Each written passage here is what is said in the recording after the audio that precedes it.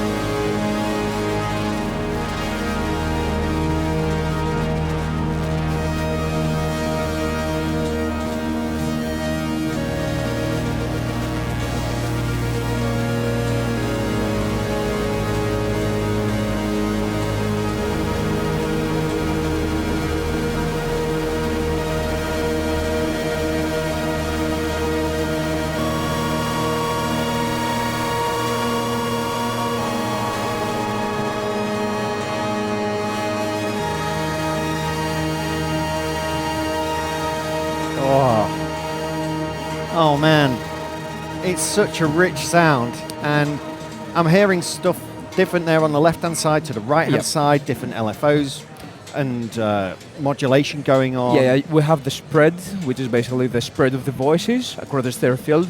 We have voice 1, 3, and 5 on the left, and 2, 4, and 6 on the right. Okay.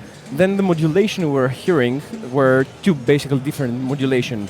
The one comes from the LFOs. You have two LFOs, which are polyphonic, so two LFOs per voice. Oh, okay. Those have the X mod, which is basically the LFO2 modulates the rate of the LFO1. So that's what we were hearing, the modulation of the rate was changing along the way. Then the other part that was quite the low end, the bassy, intense. The bass in the modulated part, sorry for that, was the filter FM, which basically here what you get is that the filter FM is the mixture of the whole VCO2, which basically is the shape, so let's say the square and the triangle, so somewhere in between, and the sub together. So what you were getting there is the modulation of the filter going up and down on this more weird, let's say, shape. Okay. Instead of like a classic triangle or sine wave. Yeah. Then we're hearing the sequencer, of course, that was playing from here, and I did some transpose here and there. How did the sequencer? How does it run? Can you literally record? Yeah. So play something in recording. You go here the sequencer. You set your steps, divisions, probability, swing, and gate. So you have also some random probability on the steps, so you can skip and play. Then you have just record button. You can dial. You can see all your steps. It's up to 6 steps. Up to 6 notes per step, up to 64 steps, sequencer. Okay. You have stop recording and live recording. So, let's say I'm pressing stop, goes back to 1, and we can do like 1, 2, 3, 4. I can see right away on the screen that my notes, the notes that I played are there. Yeah. So, pressing the coder button in just clears all the notes, rest. So, let's say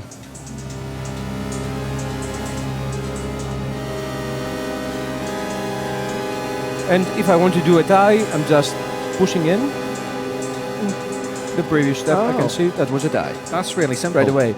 Also, there is a interesting thing here, which basically what allows you to do is that if I want to, let's say for example, play chord and tie it all the way up to the 8th step, instead of pressing 8 times, and of course if you go to 64 steps, you have to press it 64 times. Yeah. You do like, I'm playing my chord, and I'm just dialing up to 8.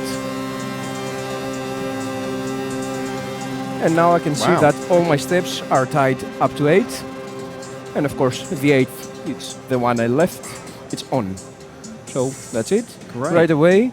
Also, there is another interesting approach for that, because like you press the button, you do ties. You rotate the button, you advance the sequencer, you do a tie if you have notes pressed. If you don't have notes pressed, you do a rest. So what happens when you move, press, and have notes pressed? You do staccato note. So for example, I'm doing the chord here, press down and move. I can see now that my chord, it's step on, so I can hear that.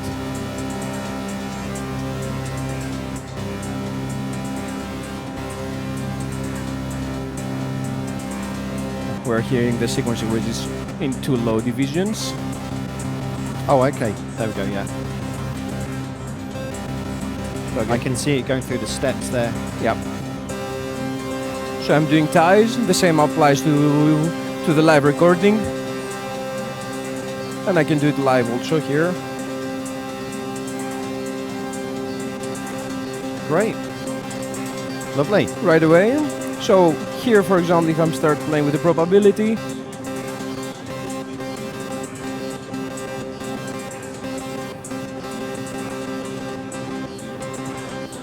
let's add some swing. That's cool.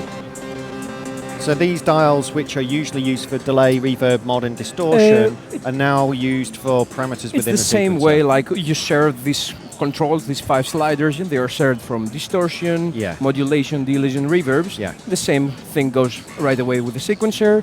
For the sequencer, you can enable it just by dialing in the encoder, so you get like sequencer on or off, and then pressing once again, you go to the arpeggiator. Again, I'm just enabling it, pressing play.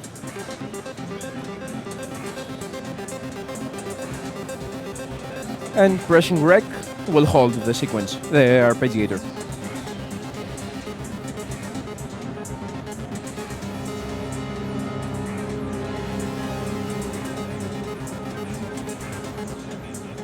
Of course, it's BPM sync. You can it listens to clock and transpose messages.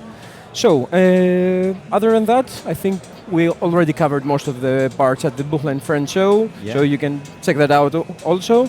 One of the things we haven't implemented yet, and we're expecting for the first firmware update, which I think is going to be around in a month from now, it's CC in, CC out. What else? We want to add some extra modulations. One of the things we could show also is the modulation, because you have full MP compatibility here. What you get, like the velocity, aftertouch module, and CC74. CC74 is the classic Y-axis on all MP controllers. So what we did here, instead of just assigning to the cutoff, we used it as a modulation matrix.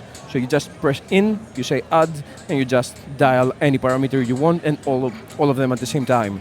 One of the things you can do also, which is a bit hidden in a way, will make it a little bit more clear. You can just press any of the effects. So I'm going to the reverb, and I say like, okay, I want the mix, which is the 5th slider, to be modulated by the CC74. Oh, okay. So right away, I'm just dialing in CC74, and I'm modulating my mix, so or any other parameter. You could also assign a mod to that. Yeah, you can do it like mod will and say like, okay, reverb, mix.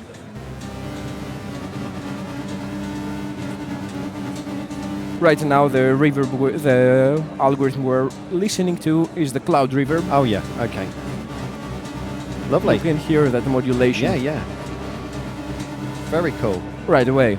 It's very simple, isn't it? Just to dial that in. There's not a lot of menu diving. Everything is there. You just press once. So like, okay, I want the CC74 to be assigned to something. Okay, add whatever I want. Okay, done. That's it. Cool. And also there is a quick shortcut for like, you just switch your encoder on the right, and you say like clear. Okay, done. Awesome. Yeah. So this is shipping now. You can Yeah, get it now. it's already shipping. Most of the units are already on distribution and dealers. Yeah. So you can find it already at your local store. So And can you remind us what it's retailing at? The retail price is 1,299. UK. No, Euro. Euro. Yeah. I think in UK it's 199. Might be Around that. Yeah, around that. Yeah. Fine. I mean, I guess you'd expect that 6-voice analog. You've got the sequencer in now. You've got this really nice modulation. Yeah. It's it's just. I hope anyone watching this video is listening on headphones just to enjoy just how rich this is. The spread and the effects showcase a lot of things out of it. We could probably hear another preset if we want. Yeah, let's go for one more. Let's do it. So let's.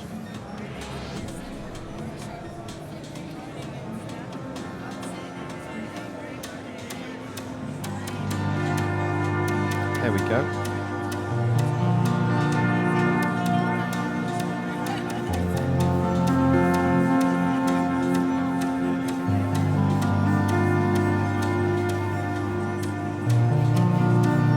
Let's do maybe a different one.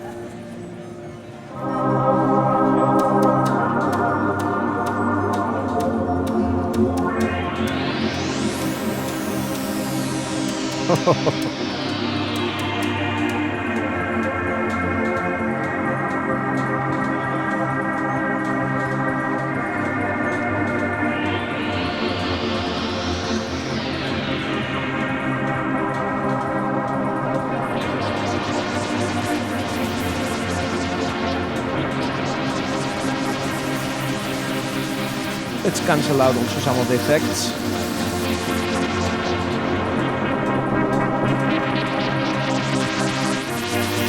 This is the pure sound of the analog engine.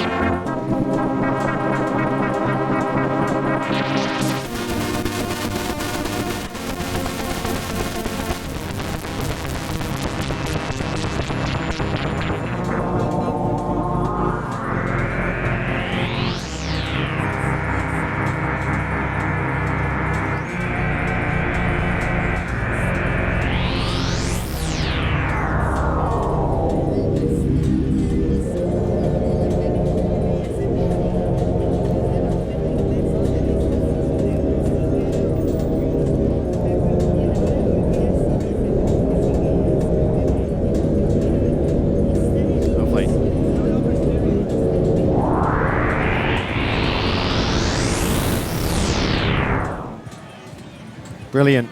Thank you so much. Thank you too. Enjoy the rest of the show. Thank you. You too. Bye bye. Bye now.